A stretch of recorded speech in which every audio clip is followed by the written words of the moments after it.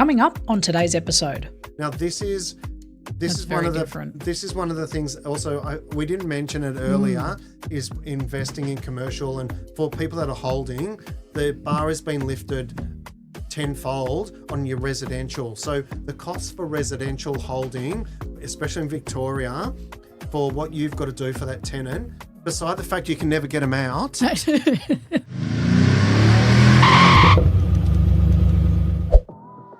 Dodgy advice and bad decisions can cost you big in real estate.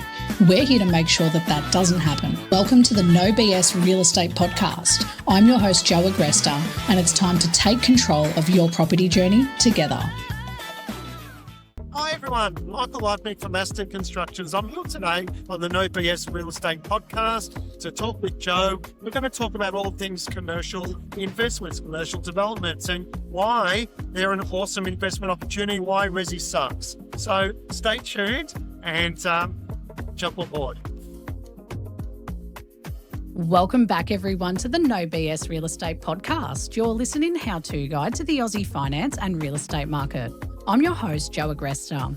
Now, residential property development has been sold as the ultimate upgrade for years. Buy a site, build a few townhouses, make some money, repeat. Except quietly, a lot of experienced developers are stepping away from residential altogether. And today's guest is one of them. Michael Leipnik, founder of Aston Build, has been building and developing for close to 2 decades. He spent the first 13 to 15 years in residential, including luxury townhouses and his own developments, and over the last few years has made a very deliberate shift into commercial development with a strong focus on childcare centres and essential service assets like medical centres, retails, gyms and mixed-use projects. So right now, Michael has zero appetite for residential development, which is very refreshing. Yep. And that alone should make people stop and listen. So Michael, thank you for being on the show today. Thanks, Joe. No, it's awesome to be here talking no BS on the No BS show, because that's all what I'm into is really being upfront with clients and happy to share experiences and also share a passion for commercial real estate. No, it's exactly why I wanted you to come on, right? Because we haven't had someone talk about, we've had house and land, we've had the residential developers, but no one specifically in commercial. And our listeners, shout out to you guys, send us questions about commercial all the time. Sure. And it seems like this black box that everyone's too scared to delve into. So I know you're going to bring this episode packed with value. No, that's perfect. So with all our shows, we like to start with a no BS statement. So the way this works is I'm going to read out the statement for the day, and then at the end of the episode, we're going to come back and brand it if it's bullshit or not bullshit.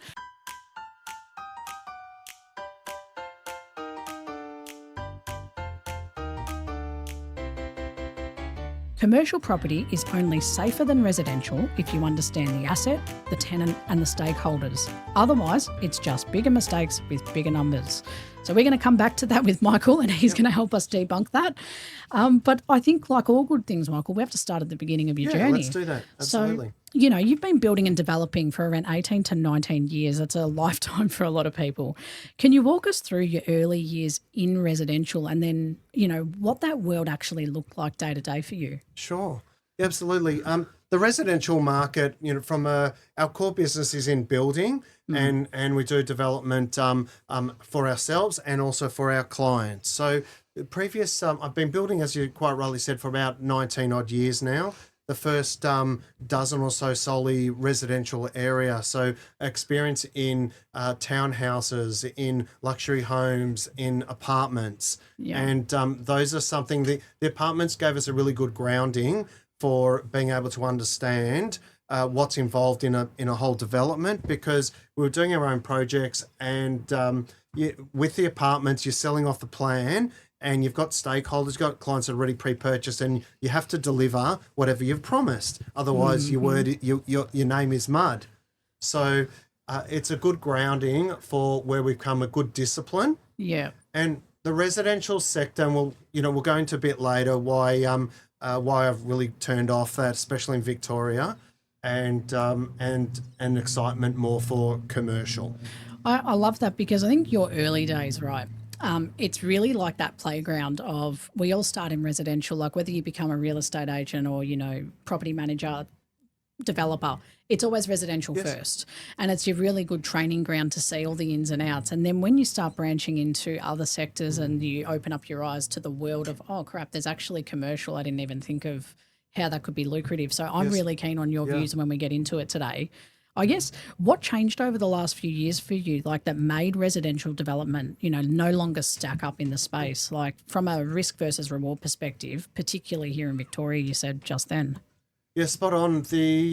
Really the last few years, the rewards have not been worth the risks in the residential sector. So I'll break that down into a few different categories. So or facets why. So the first one is the bar has been lifted for all of the authorities, the councils, planning. So it's been gradually coming up, but with new building codes, with new planning codes, with new regulations that the utility companies have put on to the developer, where their whole perspective is the greedy developers should pay for everything along the line. And it's really tilted the scales that's on the cost side, that they're really becoming very arduous for making money out of a development. Yeah, right. The second one is with the limited increase in land uplift. The only thing that's been going up it's only across Australia is the costs. Yeah. The time and the costs. So all of those reduce your profitability. And then on top of that, you've got your property values, especially in Victoria, that have gone nowhere since COVID. We've gone sideways. So you can't rely on uplift on your project value. Yeah. The buyers have given opportunity to buyers because they can become more picky for what project they're going to buy into. Yeah, makes sense. So for the developer ledger, that's become become very unattractive to it. Now, I'm not saying that at the moment I'm about that much interest in residential, but if the pendulum started swinging back and you'd see some increases, consistent increases in property value and sales, then my attitude might change. Yeah, but of course. I don't know. My gut feel is it has to happen. The demand factors are all there, but it's not today. So yeah, it's like it's not happening yet, so you're not going to even entertain it. Absolutely. So you can't really bank on increased sales. So really, you can't take a more optimistic view when you're doing a feasibility. Yeah, it's really naive to factor in any sort of growth in the sales over your lifetime of that project. So. I was going to say too, like just to paint the picture for everyone listening, this isn't like your traditional mum and dad kind of investment. Like we're talking about like the development of a lot. Yeah. So it's like typically you're either buying land to develop on and do town planning, like a block of units or a block of, apartments, townhouses. So this is the kind of residential real estate we're referring to. That's the asset class. Now we're going to switch gears into commercial, which is going to excite Michael way absolutely. more. So if residential no longer makes sense, right? And what you're saying stacks up like in that space in particular, not so much your general, buy a house. Yes. Does that increase in value? Yes, that's a different type of way to invest. What we're talking about is all the costs that you have to front up before you even start. You're off to a shit start, and what you get out of it, as opposed to what you're spending on it, is not stacking up. And is that kind of what you're getting at? Yeah, absolutely. The elements of commercial that I'm really excited and I love is that you've got an asset class. If you pick your siting, if you pick your project well, then it's very desirable and you can obtain already a lease way up front and really reduce your risks. So it's all about, for residential, I see it, everything's speculative. So you've got to buy the land, then you're hoping to get a good outcome at council to get your planning permits. Then you've got to pick your area, and then you've got to pick your product. And it's because there's so much choice in the market now, then again, the bar's been lifted. People are really picky. Oh, I don't like this aspect. I don't like that aspect. So all of that brings risk to projects that are speculative. So if we look at commercial and what we're talking about really, I'm excited about projects, we're talking about in the scale of maybe $2 to $5 million range. Yeah. So that these are just above and beyond one little shop or something like that. Then if you use some of the known aspects, which we'll talk about later on a commercial development, you should be able to secure good long leases before you've even got your planning permits, and it really reduces the risk significantly. And you know your numbers, so you can actually put together a good, accurate feasibility. And then, again, it helps in funding. It helps all the way through. It's a clear pathway for a good to have every chance at a good investment. I think it's well put, right, because it's all about the risk with these projects. And I think with residential, you said it right, it's the risk up front is you have to buy the land and then you got to apply for the permits, and then that's a whole other headache. And then when you start building them and start to sell them like halfway through development, you do get the buyers that come in and say, can we have this different? Can we have that different? And it's like the risk just keeps adding up. And by the time you get to the finish line, it's like, I'm not getting that much out of this for what I spent. So we're talking about spending probably in a similar ballpark, but just a different asset. So with commercial, like, I think people hear commercial and often think offices and warehouses or, your shop fronts, like automatically. Now, in simple terms, what type of commercial assets do you actually like to play with? Because it's different, right? It's a different strategy according to the asset. Yes, yeah, absolutely. I'm excited about specialised commercial assets is really what I like to focus, and what I suggest that anyone that comes on board with us, because a specialist asset insulates your project. So there's specific buyers and there's specific requirements for your project. You get it right, then your risks are reduced. If you're talking about, again, if you're general ones, so shops and these warehouses, again, are more speculative. So you're back to the same case where you were at residential, where you've got to go and get a permit, build the thing, then go and find a tenant. And you might not find a tenant for, we don't know the period. Yeah. And then that could be years, that's right. If you pick it wrong, then you're left holding that empty, unrented, untenanted property, which means you find it difficult to sell. You can't realise your money, so all the way along. And that's so true. Like, I think in the commercial asset like classes, and even residential, like you said, it's such a broad market, right? Because I feel like even with business, I always think of property as mini businesses. So it's like, okay, well, who's my target audience for this property? Basically, for residential, it's anyone with the cash. They're probably above 18 or maybe above 25, and they're just trying to get into a property. Whereas it's the same in commercial. Like, from what you've explained, I like that you've picked something specialised and the asset class makes sense, because now you're not like, oh, it's a retail space, therefore anyone is open to rent that out. And you've got a hard net to cast. It's like a far and wide net. Whereas this way, you're kind of like, well, no, my focus is probably on like your childcare centres and your emergency service kind of assets. Why has that asset class become such a strong focus for you? Is it that risk element? I like so for a few reasons, and those are, number one is the more specialised you do, it's right up our sweet spot for value adding, and we can really drive home the extra benefits for us and for our clients. It sets us aside from your typical development. So even that, we come across from residential, we're going to commercial, but we really want to specialise in a field. We want to be experts at one particular thing. You can't. It's like studying whether if you how to become an expert in townhouses, apartments, luxury homes. You really need to study your market area. There's so much opportunity, so you need to be really expert at what you do. So our focus has been the last 3 years has been, so quite rightly mentioned, was childcare, swim centres, medical centres. These are asset classes that you can secure specific tenants earlier on. Now, the tenants, one is create demand, and two is they'll also drive design factors. Yeah, of course, because if you get them early on, then you can actually plan their needs around the actual construction of it. Yes. So they will help guide their demand, and it also helps form that team collaboration for your project. Your alternative is literally take a guess, go to some designers and take what the typical shop would be, but you haven't got someone specifically in mind. So you have to make a few assumptions. They might be right or wrong. and it might be costly or not. So Yeah. I like these assets because again, so you're de-risking. Yeah. All the way I'm thinking, how do I get my feasibility so that it's not going to change, and your feasibility only goes one direction and it's south. Far out. Like, it's so true though, right? It's like the whole point of why you invest, whether that's commercial or residential, is to make a return and set yourself up for that, financial security, whatever that plan is long term, whether it's your retirement, SMSF, however you're doing it.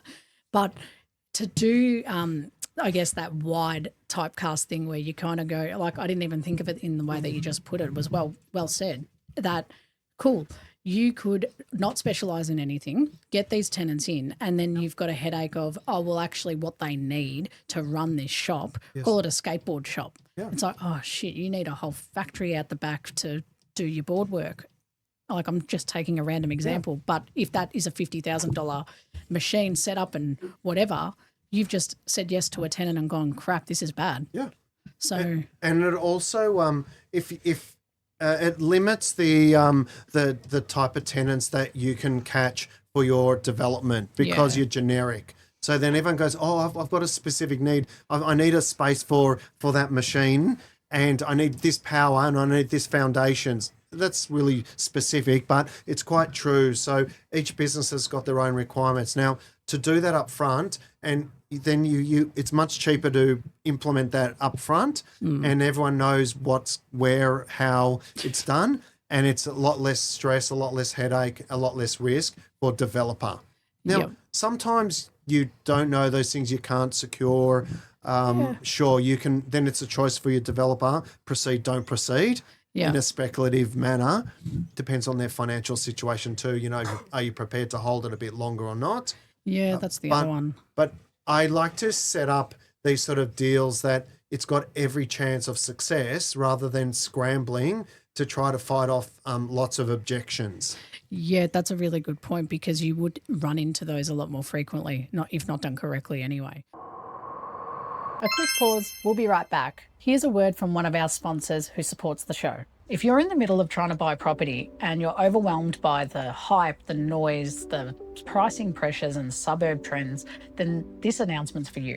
Cameron Tyres from The Way to Invest works with everyday buyers or investors on how to actually navigate the property market and buy something before it becomes too overwhelming. Instead of speculation, he builds strategy first, so your purchase actually aligns with your long-term goals. If you want confidence instead of second guessing, then check out Cam Tyres details for The Way to Invest in our show notes below. Yeah. So it's, I guess once people understand, and this is why I wanted to go through this first, the asset types, because it's a huge thing that people, I think, sometimes undervalue, not getting it right. The next hurdle is scale and entry. So, and this is where beginners, I think, either, freeze or make assumptions that get expensive very quickly. So it's a slippery slope. Now, if we're looking at beginners who want to enter the commercial market, who's your typical client when they first come to you? So, like, let's say it's someone who probably has a principal place of residence. They haven't done much investing. They want to just start. Where are they usually sitting in their investing or business journey with you? I get involved with our clients are typically novice developers. Yeah. They're not naive developers, but they're novice developers. And certainly where we operate in these asset classes, which is childcare, swim, medical, these are buzzwords. Everyone hears those. Yeah, my friend, he was involved in a childcare. I want to do it. And, the typical, my mate did it. Yeah, my mate did it. But there's if you have a look on the open market, there's so many properties that are being sold with permits, especially in childcare asset, and people go, what the heck's going on? And that's the reason is that they're done incorrectly. Yep. And just like any other business or project, if you mess it up, if you stuff up the whole concept, then you're going to feel lots of pain. So that's for sure. And that involves with, again, any type of development.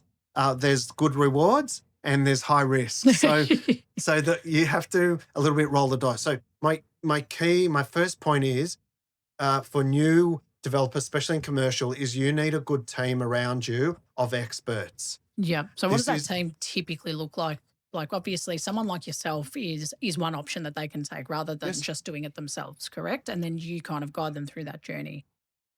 Who else do they need in this journey to make it work? Yeah, typically, so the usual mode is you architect, Hmm. then the architect will bring on board the other consulting team, because the first thing is you need to get some planning permit in for this asset class. Doesn't really matter which it is, the Yeah. concept. So the team involves town planners, architect, and there's about 4 or 5 other consultants. It's really more complex than doing a house unit.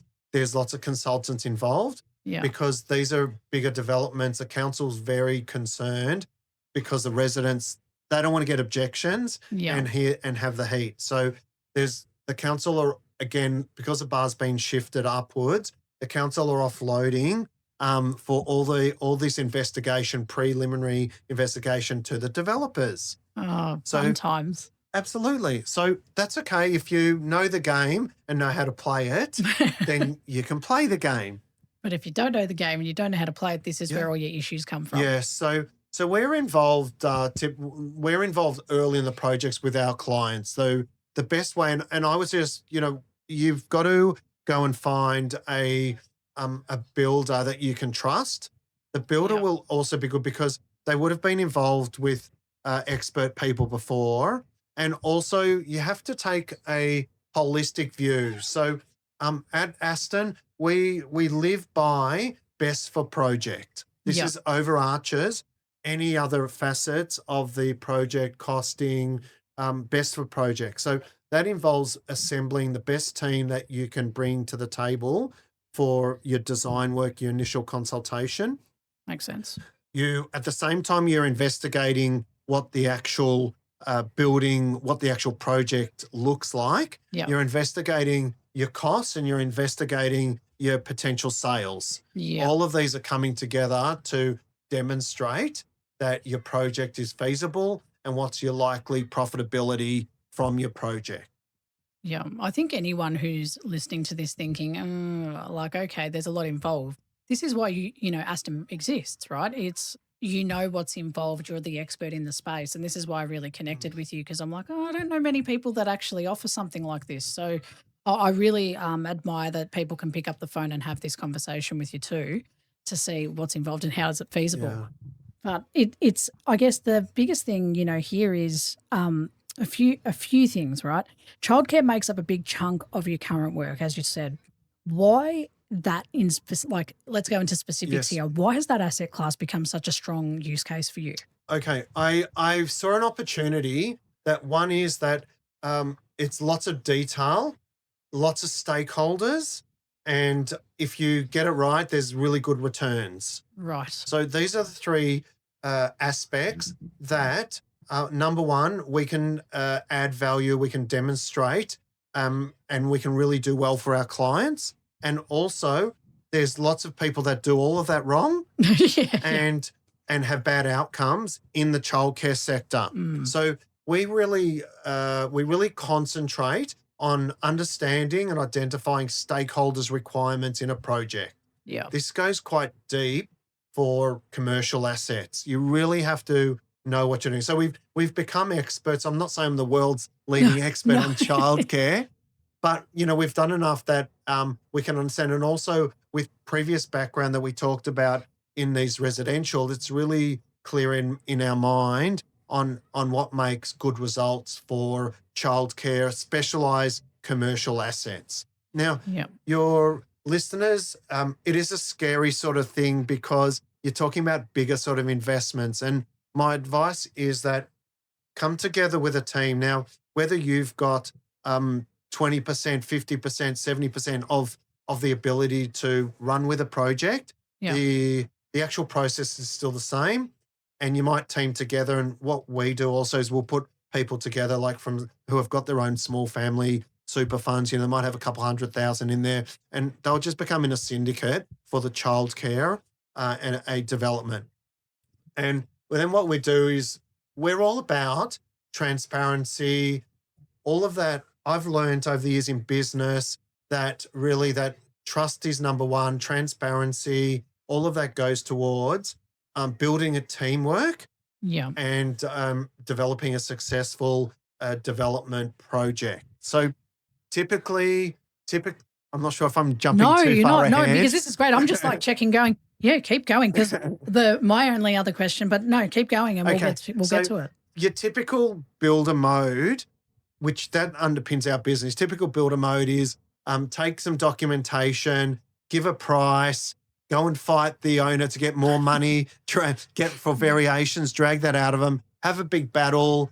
The lucky thing is that Victorian legislation is all on the builder side. So really you're the poor owners, it's stacked against them. All the whole process, VCAT, the courts, it's stacked against the developers. It's really bad. So you don't want to have a fight with your builder. It's the worst thing. And also, unfortunately, there's lots of not well-managed builders or not good business people in building. Yeah. And through their own mismanagement, the projects fall over, and that's a really bad place to be if your builder's fallen over. So you need to have someone, especially a builder, because whether it's me or someone else, but I really advocate for early involvement because the builder's got a wider perspective of what this is best for project. Yeah, because they are constructing these types of things day in, day out. Yeah. So they might pick up on stuff that you haven't even considered for the project or even your absolutely. tenant. Because like as the saying goes, you don't know what you don't know. You might be the doctor of the or you're the practice owner.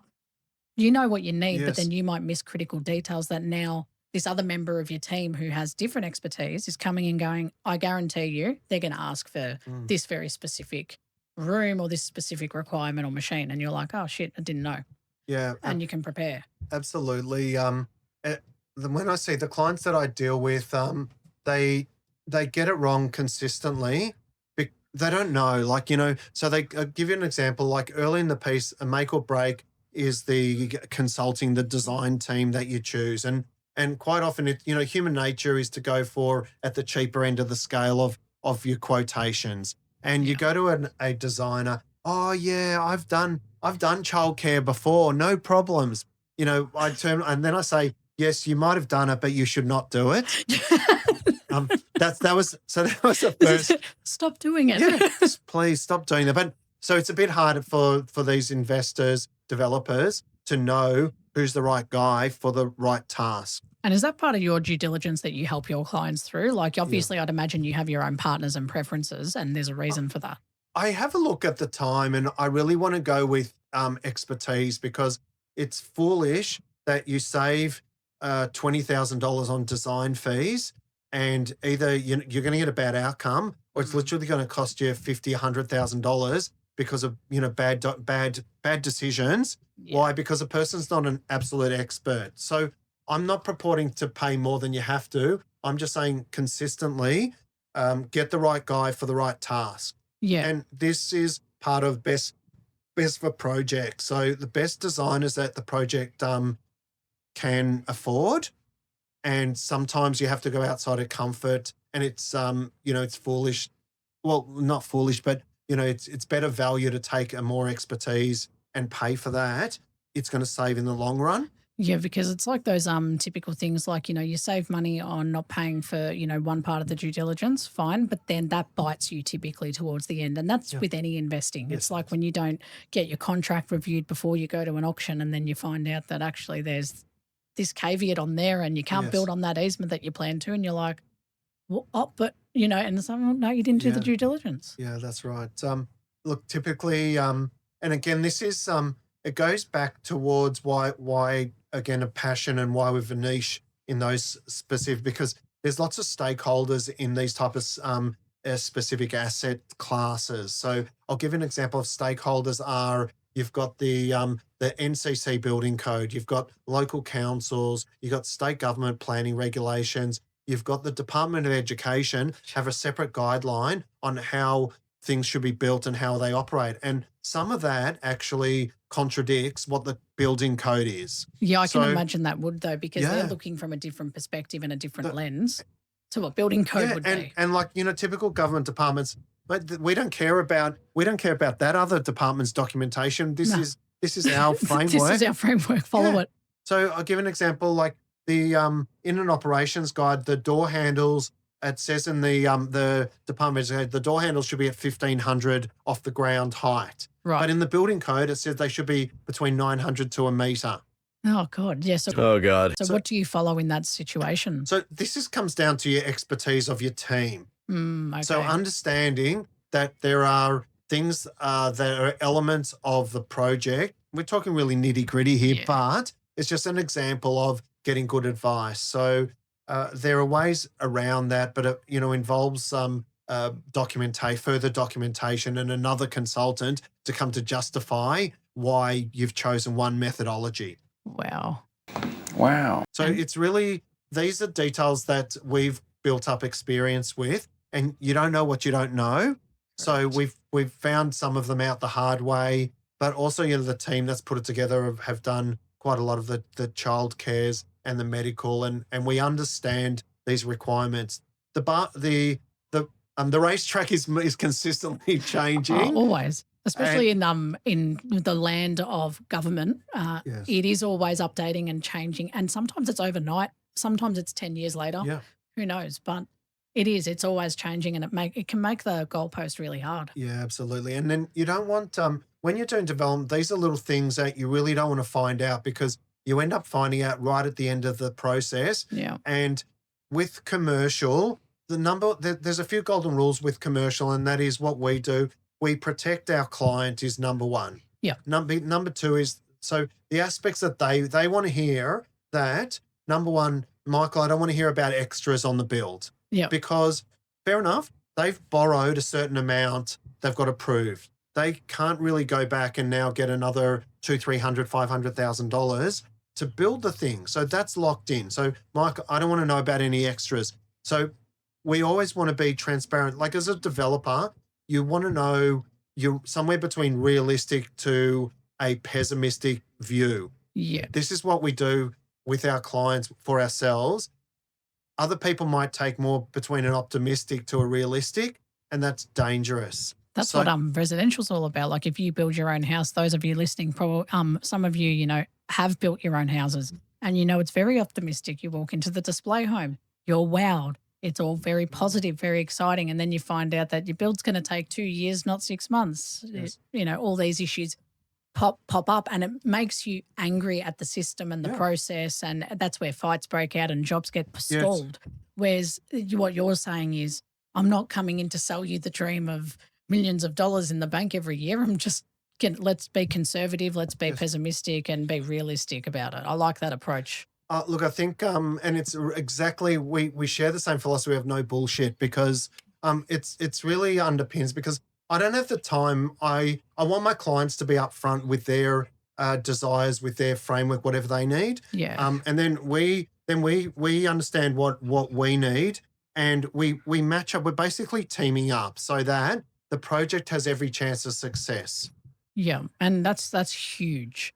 It underpins it, and it gives security for our clients, for us. It's all about pushing the risk away, and this is commercial in these asset classes is about understanding your parameters. Then you've actually got a lid on some of those risks. There's not no risk. Like in developing, there's always risks, but you don't want if you're talking about a scale of 0 to 100 for risk, you really don't want to be sitting always up there at the 75%. You want to dial it down to 25% risk factor so that really you can get on with your other parts of your life. Most of my clients have got other businesses running. So really they're not super expert yet about these type of asset classes, and we help them along the way. We put a good team, we partner with them to do that. I'm very open. I believe, the clients that I've had, they come back more, they go for a bigger development next time, they grow organically,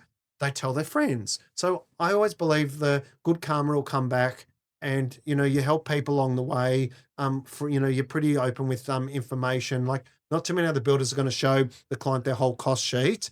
I don't mind. Like if I'm out of alignment with the client, then I want the opportunity to go through with them. Yeah, of course. And their expectations might be out of alignment with the reality of the world. So I want to have a good discussion with them maybe we missed something, but maybe they did too. So, But I think what you said was right. It's the risk factor being at that 25%. Like you can't walk into any investing situation and say, I want something with no risk. Your risk appetite's going to determine how far you go. So maybe commercial, you might go, oh, no, this sounds a bit too high risk for me. Okay, that's fine. Like you can build that appetite if you want to and come back. Same with residential investing. It's all about your appetite. Shares, crypto, whatever the investing strategy is, there is risk. That could crash. That market could go down. What happens if this happens? You just need to, like someone like Michael is going to help you prepare for those risks and be as realistic and a little bit pessimistic on, don't look at this like, no, it's all upside.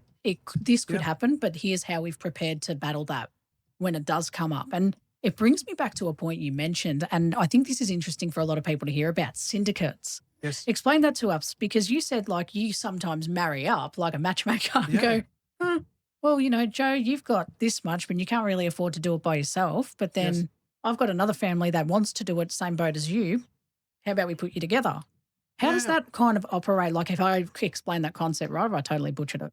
No, that is right. So again, the asset class being commercial, it lends itself to having clear boundaries and having clear expectations from stakeholders on what the project is going to look like. Right. Now, we'll compare that to residential. Residential, speculative, emotional, it's sometimes hard to subdivide particular portions. So commercial, okay, you've done things right, you've got a good site, you've got a good tenant. Once you've got those two, you get a good outcome for planning, then it's easier to fund it. Easier to fund it, then it's easier to have partners in and have a defined share of a whole pie. So it's still better if you've only got a smaller amount, then take a share with some other people of the same similar amounts.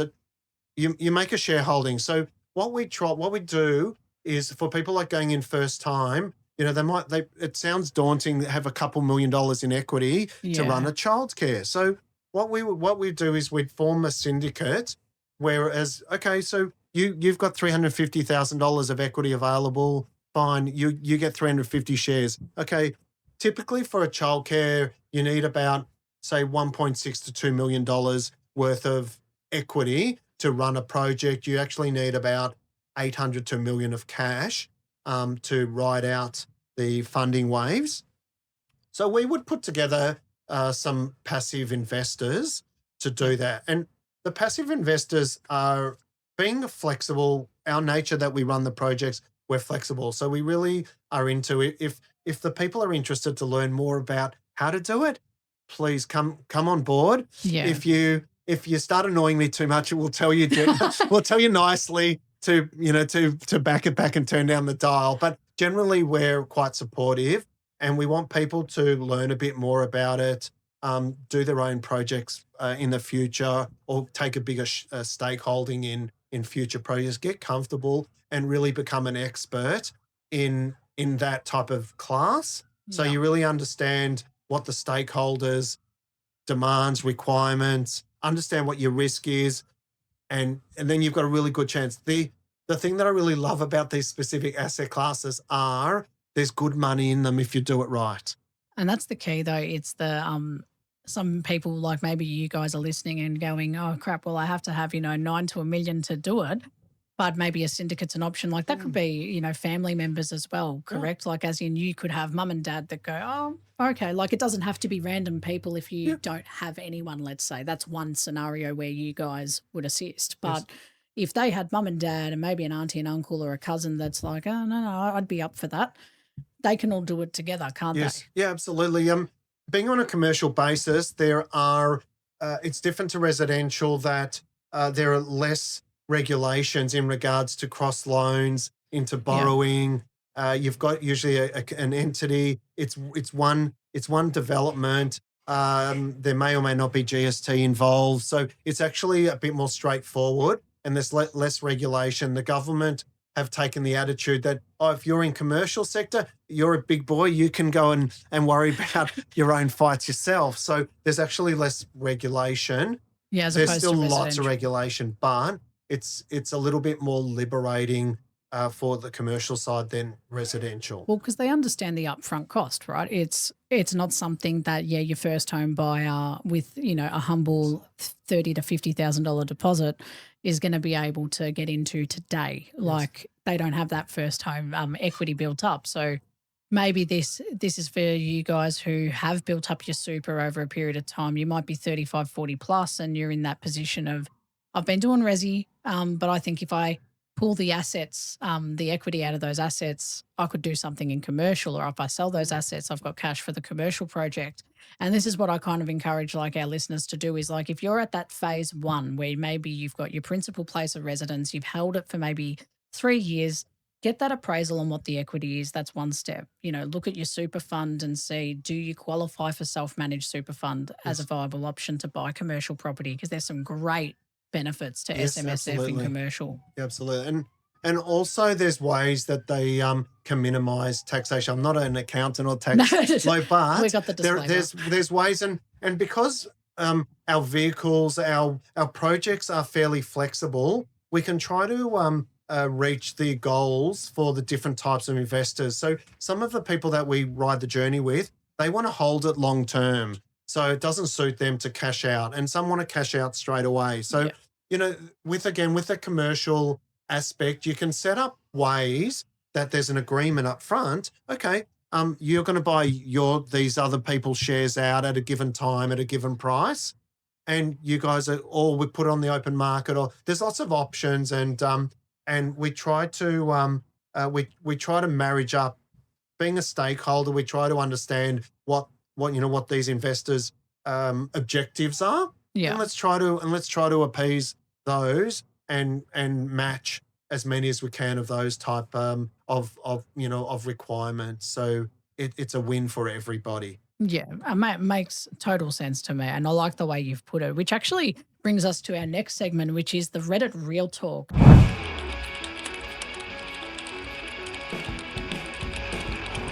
Now, this is one of our fan favorite segments. They submit stories to us from Reddit. They submit their own stories, and I've just saved them all up for you. So I've got one in particular that I want to talk about because I feel like it's a dense one. So let's crack into it. So someone has posted in the Oz Property Chat on Reddit, and they've said, "How did commercial property become such a serious investment class? Businesses fail all the time. So why aren't commercial landlords constantly getting wiped out?" I think that question gets straight to the heart of it. Like when you hear that, what's the biggest misunderstanding sitting underneath it?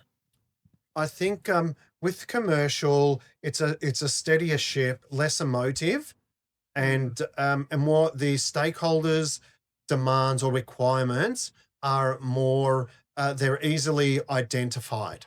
Yeah. So if you do it all right, like we talked about the risk factor, you can significantly reduce it. Now there's developers due to timing. Time is a developer's friend. So if you can ride out a wave, then you're going to optimize your returns. Yeah. But the commercial sectors typically, just tracks up at a slower percentage increases. You don't see 100% increase in 2 years, 3 years time. Yeah, of course. Due to some demand in some market area that you would see in a residential, a beachside suburb, a downturn in some economy, and people are rushing to move out of a city or something like that. I think it's like different, right? Because commercial, you're more investing to get that return, that immediate return in the sense of from your rent. Whereas, your residential properties, you're trying to build the equity. Yes. Generally in a very broad strategy, like your holding strategy. Whereas commercial, it's like, of course, there's value that goes up in these things, but you're not doing this with a strategy of flipping it in 2 years. This is like quality tenants, would you say? Yeah. We'll delve into that further about the commercial sector for longer term tenants. And the thing that I love about commercial is, guess what? The tenant pays just about everything. How good. So the tenant pays for the maintenance of the air conditioning. The tenant pays for the annual fire safety, electrical, plumbing, all of that. Here you go, Mr. Tenant. This is yours. So the only thing the landlord typically has to pay is like land tax and some management costs. Now, this is This That's is very one of different. this is one of the things also we didn't mention it earlier is investing in commercial, and for people that are holding, the bar has been lifted tenfold on your residential. So the cost for residential holding, especially in Victoria, for what you've got to do for that tenant, beside the fact you can never get them out and they can destroy your house and you still can't get them out. So much worse. But a commercial lease really wraps them up so tightly. They pay for any damages. They pay for any maintenance. So the point, and there's an agreed every year. There's an agreed increase in rent. There's an agreed rent review, and it's all in that lease document, commercial lease document. It's all stipulated in there. So it's reducing risk for that developer for holding the land in your commercial asset. Yeah. And the more specialized one, the amount of detail in there and what the tenant needs to do. So you can imagine for a childcare, the amount of maintenance and upkeep they've got to do is tremendous. And Yeah, of course. And so the good thing for the owner is there's not that much. Their assets, the tenant's got to pay for the maintenance of their asset. The owner still owns the elements. So you're talking about, let's say, cooking equipment or heating and cooling, but the good thing is the tenant needs to maintain them. And if they don't, then they're breaking the terms of your lease. Yeah, it makes sense. So it's de-risking. It's de-risking that asset investment. So get it right, get a good tenant, and then you've got an easy, literally set and forget asset class. You don't need to be managing it. Up to your eyeballs in like, oh God, like what am I doing? Like what are they doing? Oh, there's an issue. Now I've got to organise a tradie to go out to the house. It's up to them. Yes. The yields aren't the yields are better for the returns on commercial than they are for residential. So if you're after yield, then definitely, and net yield, because there's out in the market, there's people that peddle, I'm going to get 8% on my resi, I'm going to get 10%. Sure, but these are gross returns. So really your commercial, you talk about a net return. That's right. And that's something that people have got to consider for commercial, is that de-risked. You don't have the amount of on costs, even, all the body corporate fees, it's all paid by the tenant. How nice. So and I think that's where we talk about the upsides to this approach, right? It's like, it's a bigger investment, it's a different asset or a larger asset, and there's ways to get into it. But then once, like you said, it's done properly, you tend to de-risk it. And what this guy kind of said in his comment here on Reddit, saying, businesses close or fail all the time. I think this comes back to why you don't invest in those assets like a retail shop or a restaurant that do tend to not perform and are likely to close. Like someone's opened up, a Gomez and Guzman in a really bad spot. You're the one that's managing that, commercial property. Yes. If that fails within 6 months, you're back on market, and now we're back to looking for the right tenant.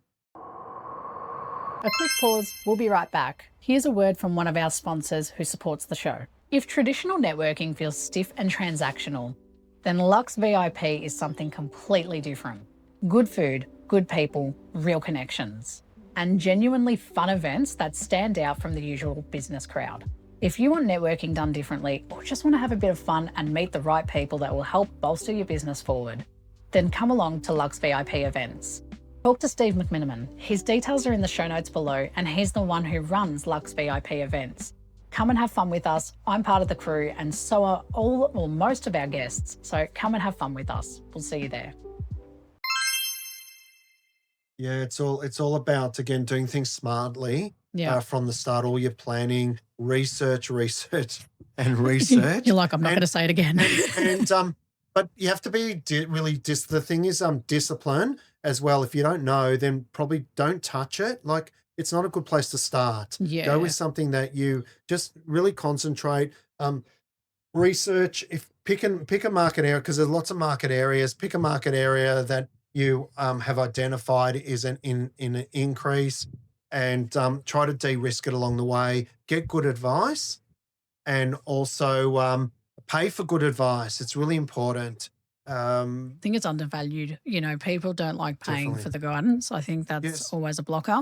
But at the end of the day, you're about to pour in a very large sum, 800,000 to 1 million, pay for the advice. Like that's the Yeah. bare minimum you should be doing, okay? Yes. Like I bang on about it on this show Yeah. all the time. It's like you can do all the DIY approach, but the reason I put these professionals in front of you is one, it doesn't cost anything to have the chat at the start.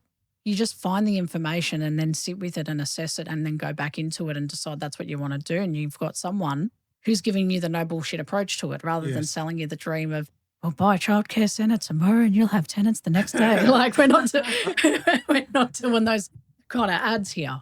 No, it's you got to have your wits about you still, because it's Yeah. not for the faint-hearted, and I'm happy for that, because it weeds out the people that don't do it well, and Yeah. it gives the opportunity. You do it well, you actually make good money. In these sort of specialized assets, there's really good money, there's high risks, and there's good money.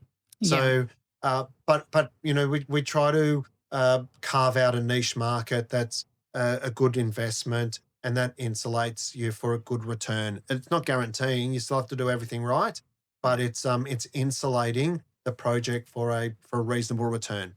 And I guess in simple terms, like what do longer leases and different tenant responsibilities actually change for the owner compared to residential? Yeah, imagine where you're going to find a childcare, a medical. These guys sign a 15-year lease plus 10 options.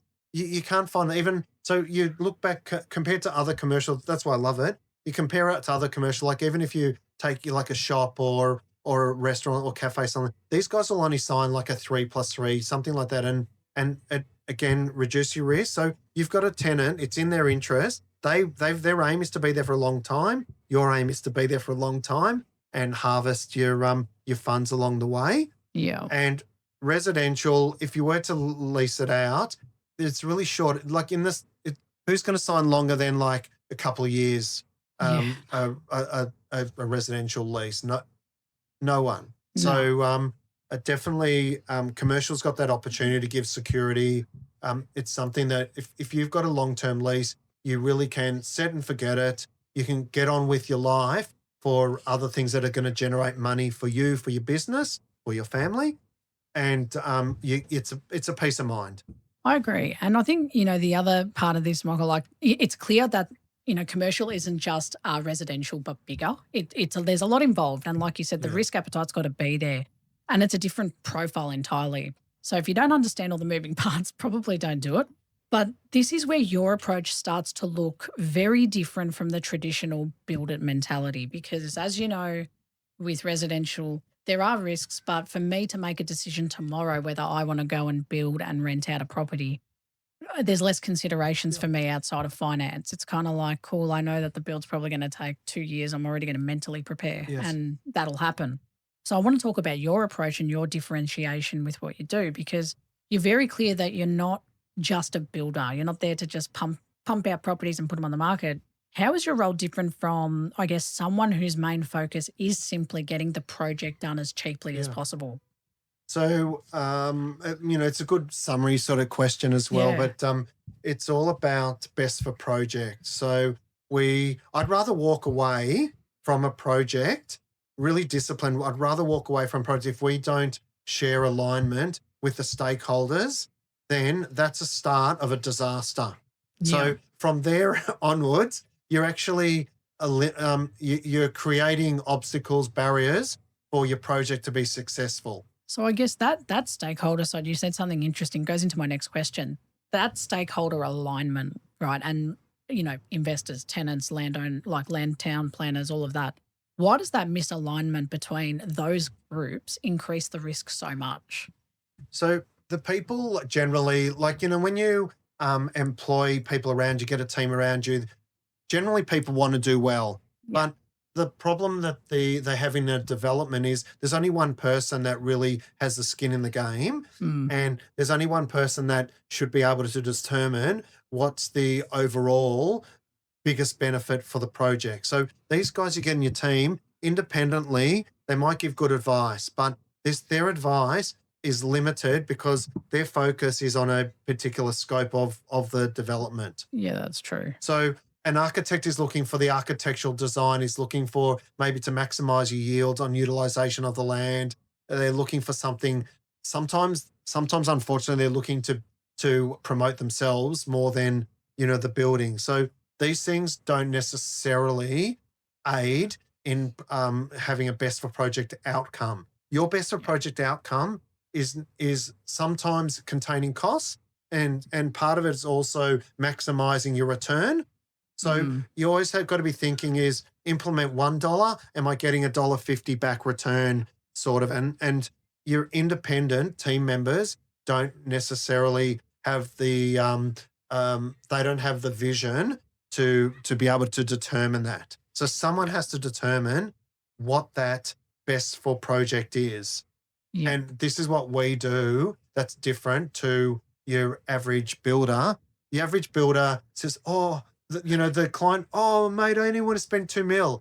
Yeah. Well, and their price is already 2.5. So how you think I'm going to deliver something that satisfies all stakeholder requirements so that we reduce risk? How am I going to chop out 20% of the cost? The builder's margin is probably around 10%. Yeah, Like, okay. it's just not possible. So all that does, it opens that door.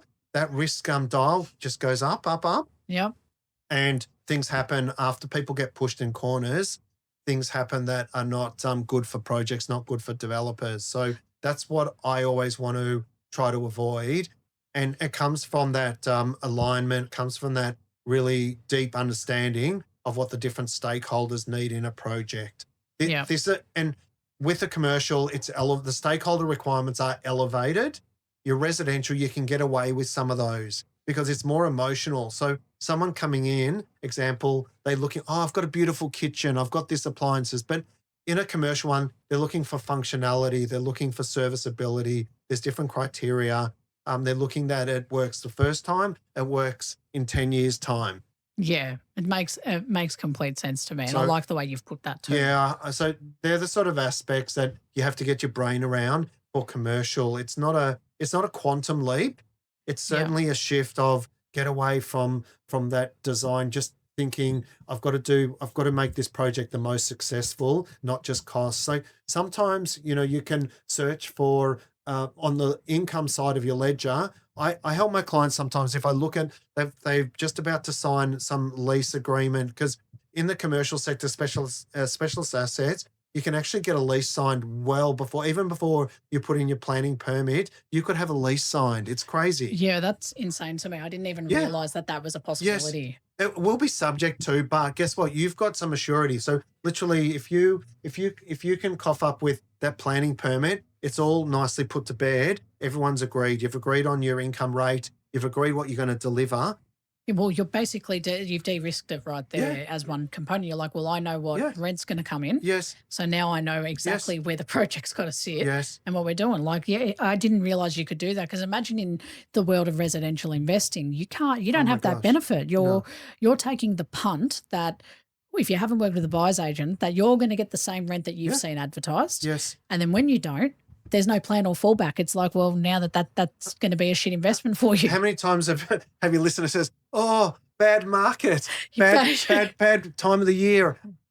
So that's sort of out of it. Yeah. Look, there are bad markets in commercial too. Yeah, of when you have a course. downturn in the general economy, then people are Shutting shops. Yeah, correct. And But again, it comes to that asset class that you're dealing with.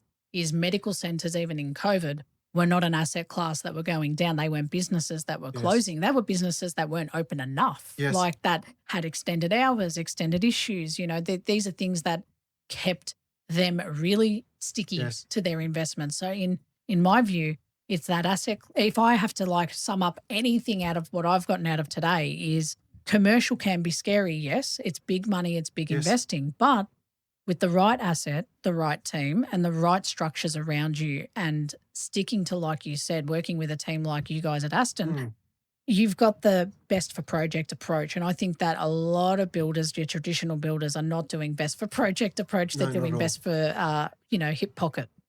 Yeah, absolutely. And it's sometimes it's for their own inability. So it's all back to the alignment, the choice of the project, because then you're forced to just to address one side of the ledger, which is cost. Yeah. So we're all about addressing the dual side of the ledger, so that cost is not the overall arching. We don't want the cost is important, but if you start having to push the cost barrow too much, then you're going to affect your usability, serviceability, those aspects that lifts that long-term risk. Yeah. So we don't want to be there. We want to understand and set up the project so that it's actually viable without having to scrimp and cut corners, not pay more than we have to for that cost of the project, but it's really a different ball game. It's something that I recommend now because a pendulum swung across from residential.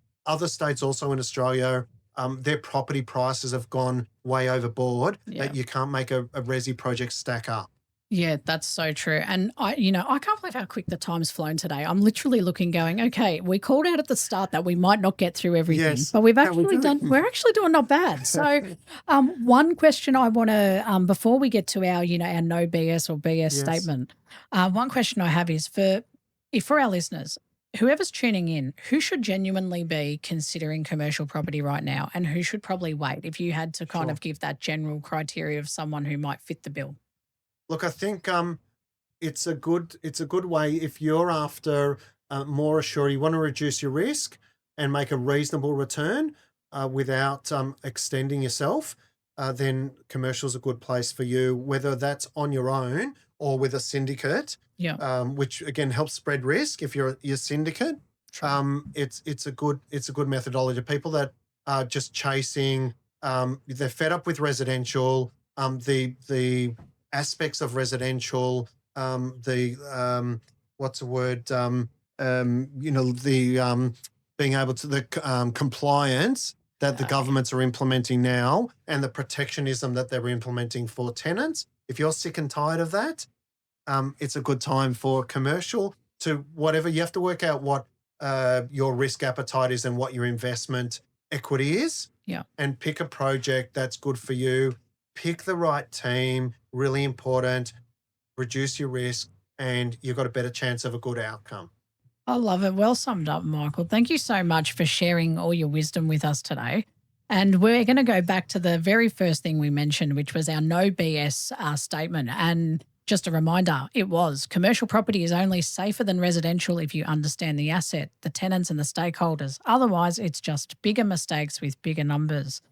Are we branding it bullshit or not bullshit? No, it's really it's pretty true to the mark. So that, no bullshit. It's no bullshit. Yeah, 100%. It's about understanding the people in your teams, their desires, and try to appease all the stakeholders, reduce your risk, and go in with your eyes open. And it's a good vehicle for investment and wealth. I love it. Thank you again, Michael, for joining us today. No, it's awesome. And thank you to our listeners for always tuning in and sending us these posts and questions. I love it. And what I like about this conversation is that it really strips the hype out of commercial property, and it replaces it with a better reality. And bigger numbers don't automatically mean better outcomes and better thinking. So Michael's approach shows that commercial investing isn't about being aggressive. It's about being deliberate, transparent and aligned, especially with your team and your stakeholders. So thank you once again. And for those of you that want to reach out to Michael, his details are on screen and in the show notes below. So as I always say, it costs nothing to have a chat. Pick up the phone, take a step, ask the questions. You get the information, you get the next step. Okay, so take that step, have a chat. And Michael, if you're not aware of it, guys, but Michael's episode was fantastic. It's packed with value. So if you've got follow-up questions to this, don't ask me, ask Michael. Yeah, just send them through. I'm happy to have a chat and it'd be fantastic. Oh, 100%.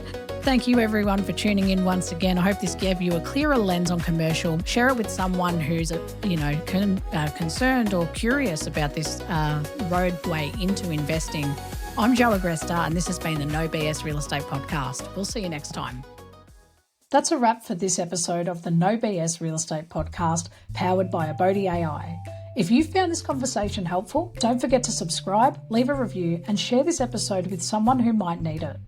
If you're looking for more guidance on your home buying journey, you can visit www.abodey.com.au for expert advice, property insights, and the tools you need to find the right home with confidence. If you're already on your journey, you can also download our app. Just search abodey AI on the App Store or Google Play. Have any questions or want to connect, you can follow us on Instagram at abodey.com.au or send us a message. We'd love to hear from you. Thanks for tuning in, and we'll catch you in the next episode.